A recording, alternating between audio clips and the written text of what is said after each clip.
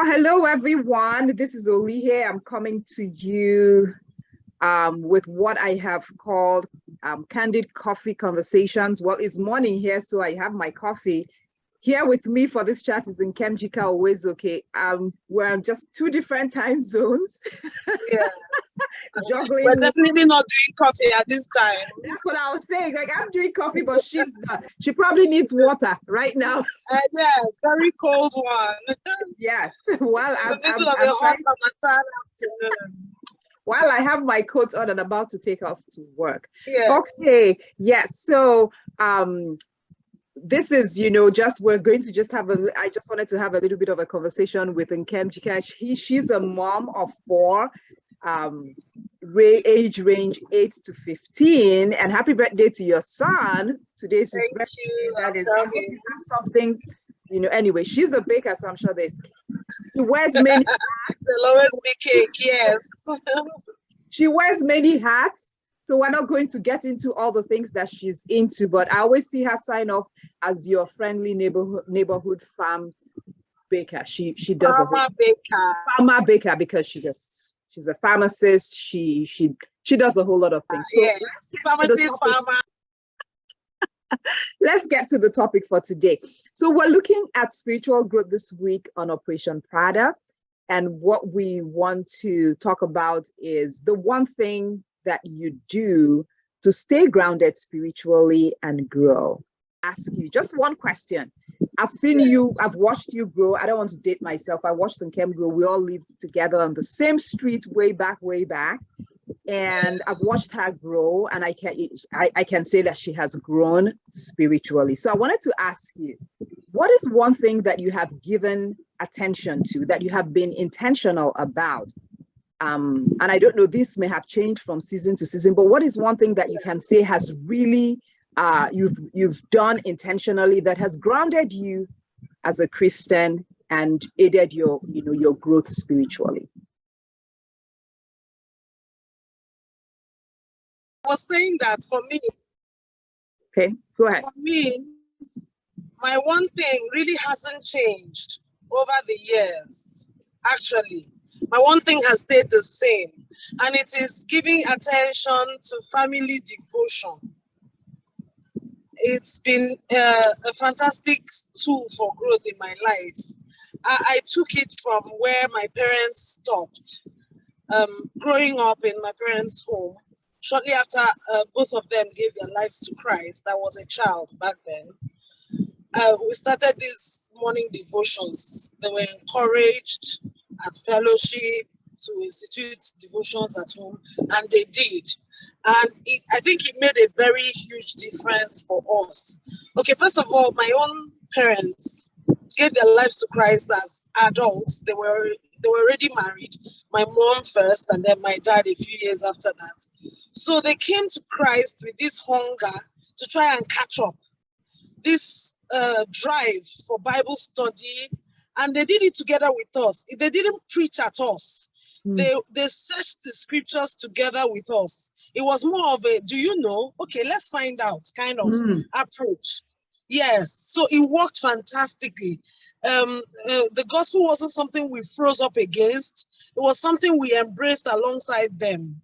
And then devotions were animated. It was like service. It was like church service. Our own in-house small parish, family parish, that kind of thing.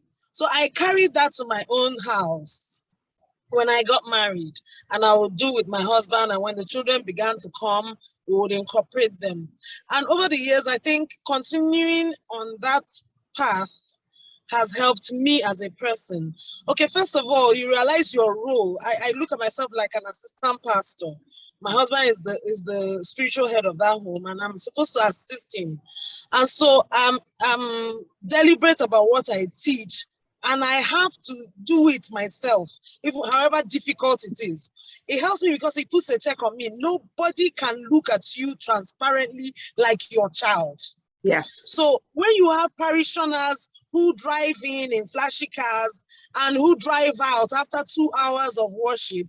You have it going easy for you. When you live with your parishioners, they see whether you're walking the out, talk. morning, afternoon, night. You can't preach by 5:36 in the morning. And as early as 10 o'clock, you started doing something against what you spoke about. Absolutely. So you have to be very, very collected. So he puts a check on me. It encourages me. It challenges me. And then it also helps me stay on point with my Bible study. Because sometimes you have to read up, you have to prepare before they're awake, so that you now get into it with them.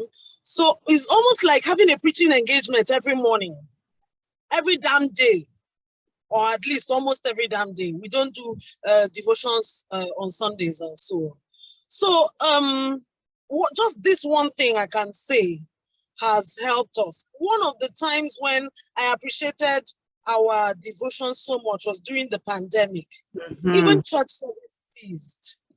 And for at least 2 months, I think here in Enugu, we had to do online worship.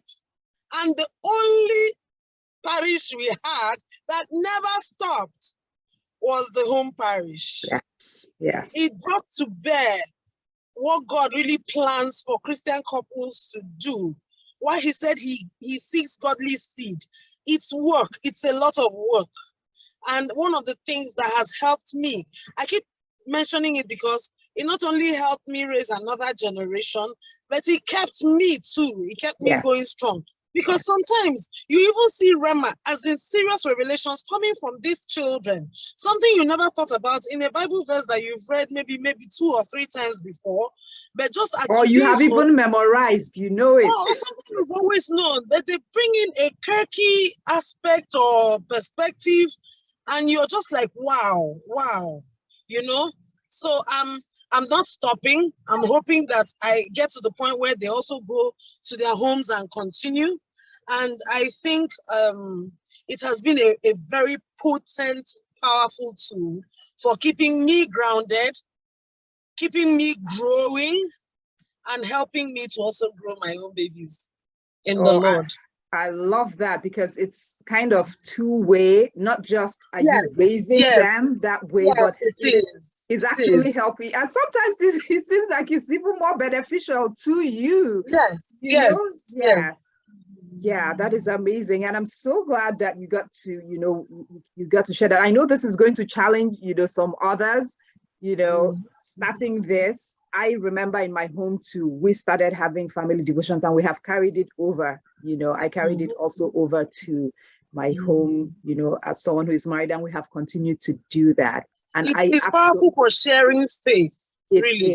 It is. And there's something you said that really resonated with me, because you can't finish having fellowship and, digging into the word in that manner, and then you're challenged to live it out, because your parishioners, like you said, your parishioners live with you. They live with you, and you know how children can be. They will call you out too They'll call you out. They'll call you out if you're not walking the talk. So that is amazing. But thank you so much for joining me for this chat. I'm going to leave you so that you can get back to work. Thank you for having me. All right. Well, I will see you all again at the next chat.